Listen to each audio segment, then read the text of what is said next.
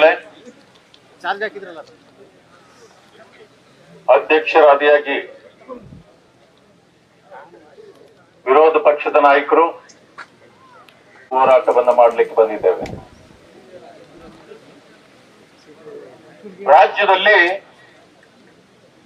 ಮಳೆಯ ಕೊರತೆ ಇದೆ. ಬರಗಾಲ ನಮ್ಮನ್ನ ಪೀಡಿಸ್ತಾ ಇದೆ. ಮುಖ್ಯಮಂತ್ರಿಗಳೇ ಹೇಳಿದ್ದಾರೆ, ಮಳೆಯನ್ನ ನಂಬಿ ಯಾರು ಬಿತ್ತನೆ ಮಾಡಬೇಡಿ ಅಂತ. ಆದ್ರೆ ಕಾಂಗ್ರೆಸ್ ಅನ್ನ ನಂಬಿ ವೋಟ್ ಹಾಕ್ಬೋದಾ? ಮಳೆಯನ್ನ ನಂಬಬಾರದು, ಆದ್ರೆ ಕಾಂಗ್ರೆಸ್ ಅನ್ನು ನಂಬೇಕಾ? ಇದೇ ತಿಂಗಳು 4ನೇ ತಾರೀಕು ಮಾನ್ಯ ಅಶೋಕ್ ಅವರು ನಾನು ಕೂಡ ಇದೇ ಸ್ಥಳಕ್ಕೆ ಬಂದಿದ್ವಿ.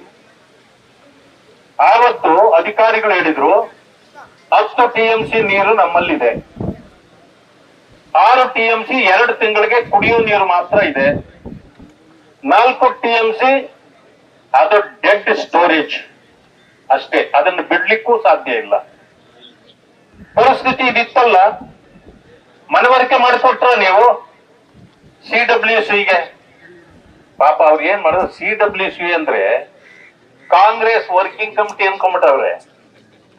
ಅದು ಕಾಂಗ್ರೆಸ್ ವರ್ಕಿಂಗ್ ಕಮಿಟಿ ಅಲ್ಲ ರೀ, ಅದು ಕಾವೇರಿ ವಾಟರ್ ಕಮಿಷನ್. ಅದು ಕಮಿಷನ್ ಮುಂದೆ ನೀವು ಇದನ್ನ ಹೇಳಿದ್ದೀರಾ?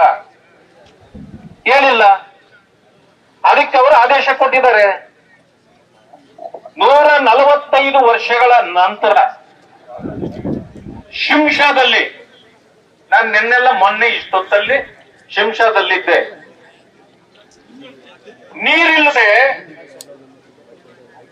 ವಿದ್ಯುತ್ ಉತ್ಪಾದನಾ ಘಟಕ ಸ್ತಬ್ಧವಾಗಿದೆ, ನಿಲ್ಲಿಸಿಬಿಟ್ಟಿದ್ದಾರೆ 145 ವರ್ಷಗಳ ನಂತರ. ಯಾಕೆ? ನೀರಿನ ಕೊರತೆ. ಇದನ್ನ CWCಗೆ ನೀವು ಮನವರಿಕೆ ಮಾಡಿಕೊಟ್ಟಿದ್ದೀರಾ?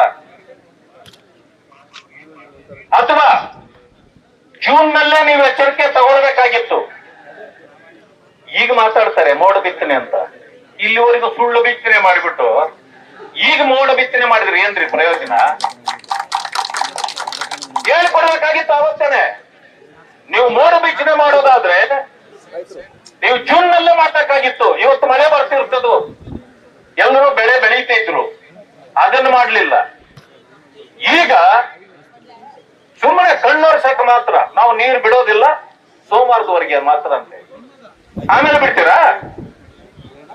ಈಗೇನು ವಿರೋಧ ಪಕ್ಷದ ನಾಯಕರದು ಎಲ್ಲ ಸಭೆ ಕರೀತಾರಂತೆ. ಆ ಸಭೆಯಲ್ಲಿ ನಾವು ಮನವರಿಕೆ ಮಾಡಿಕೊಂಡು